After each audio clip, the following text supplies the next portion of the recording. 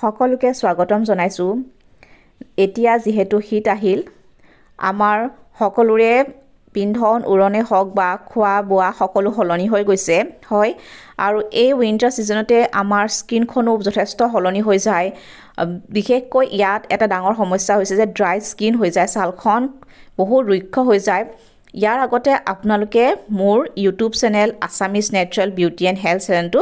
আপোনালোকে সাবস্ক্ৰাইব কৰিব নাপাহৰিব দেই হয় এতিয়া আহো আকৌ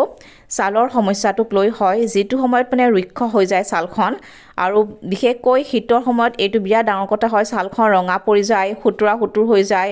আৰু বহুত খহটা ভাব হয় হেতু নাইকিয়া কৰিব কাৰণে আপোনালোকে এটা সিম্পল এটা ইনগ্ৰেডিয়েন্ট লৈ আহিছো পেষ্ট লৈ আহিছো কাঠ বাদাম হয় বাদাম এলমন্ড হেতু ভিটামিন ই সম্পূৰ্ণভাৱে থাকে বহুত থাকে ভিটামিন ই ৰাতি আপোনালোকে তিয়াই থব হয়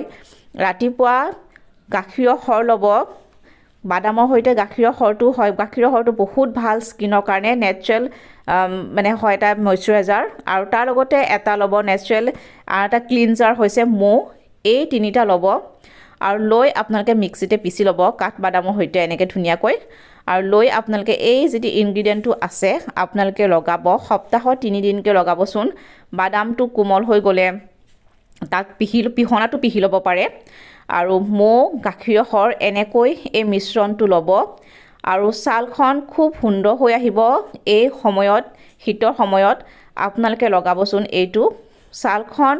আকৌ আগৰ নিচিনা হৈ যাব আপোনালোকৰ খুব সুন্দৰ হৈ যাব ছালখন আৰু এসাব এনেকুৱা ব্যৱহাৰ কৰাৰ পিছত আপোনালোকে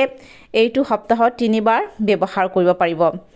আৰু এই সময়ত আপোনালোকৰ যদি কিবা সমস্যা আছে যদি আপোনালোকে নিশ্চয় মোক ক'ব তাৰ ওপৰতো মই ভিডিও বনাব চেষ্টা কৰিম আৰু যদি ভিডিওটো ভাল পাইছে তেতিয়া হলে লাইক আৰু কমেন্টৰ লগতে সাবস্ক্ৰাইব কৰিব নাপাহৰিব